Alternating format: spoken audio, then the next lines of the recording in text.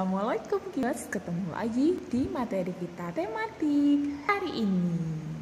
Kita mulai langsung ya ke materinya.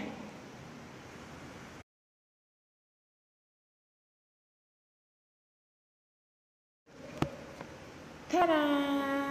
Hari ini kita mau ngomongin tentang tanaman gitu.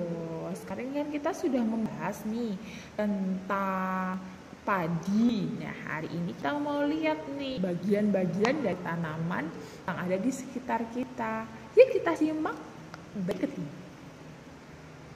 Bagian pertama dari tanaman ini yang akan kita bahas adalah akar. Nah, akar ini sering banget nih tersimpan di dalam tanah, sembunyi ya dia.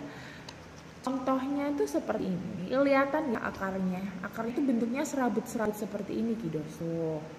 Karena ini dia tanaman yang bisa hidup di dalam air, jadi teacher bisa tunjukkan ke kalian untuk akarnya seperti apa.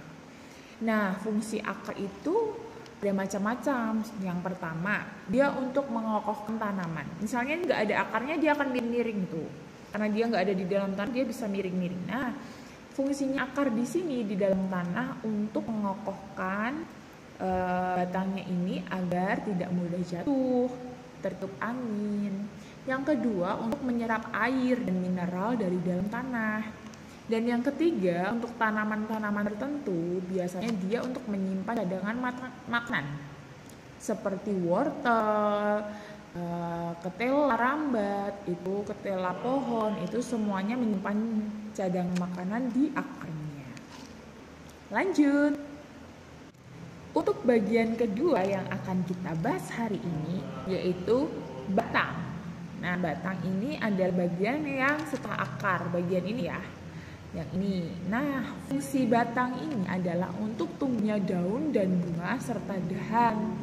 Juga untuk mengedarkan makanan ke bagian-bagian tubuh yang lain, mengedarkan air, mengedarkan mineral yang sudah diserap oleh akar ini ke bagian-bagian yang lain, ke daun, ke dahannya, ke bunganya ini nanti kalau tumbuh bunga seperti itu, dan ke buahnya juga.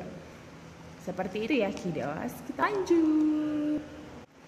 Bagian ketiga setelah di akar, batang, kita lanjut ke daun. Nah, daun ini adalah tempat untuk berfotosintesis atau yang biasa sering kita sebut dengan memasak makanan.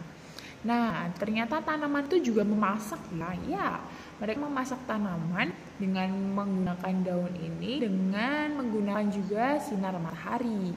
Nanti prosesnya akan dijelaskan lebih lanjut di pertemuan kita selanjutnya. Selain itu, karena daun ini warnanya hijau, dia itu mengandung klorofil, zat hijau daun.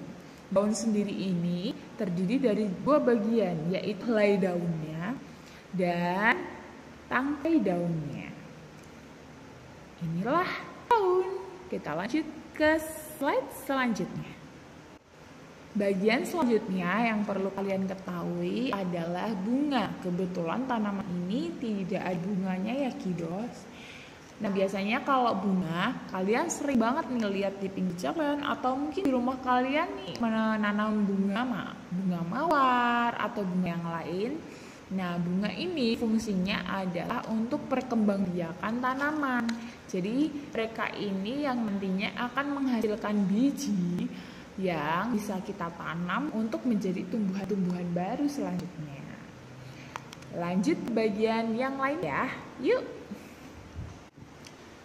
Bagian selanjutnya dari tumbuhan yaitu biji. Biji ini juga tidak akan lepas dari yang namanya buah. Jadi dua bagian ini jadi satu ya. Biasanya kalau misalkan kita makan buah tuh seperti buah anggur, buah mangga, buah apel. Nah, itu pasti di dalamnya ada bijinya. Biji inilah yang nantinya akan digunakan untuk berkembang biaknya tanaman. Misalnya, kenapa kok harus ada buahnya, teacher?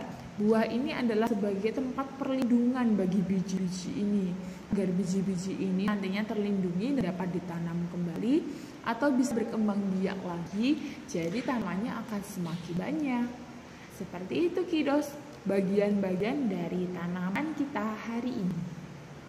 Itu tadi bagian-bagian dari tanaman. Semoga kalian bisa memahami materi hari ini dengan baik ya. Jangan lupa untuk materi-materi yang penting bisa kalian catat biar nanti tidak terlupa ketika dicertanya kembali. Tetap semangat guys, tetap jaga kesehatan dan happy. Wassalamualaikum warahmatullahi wabarakatuh.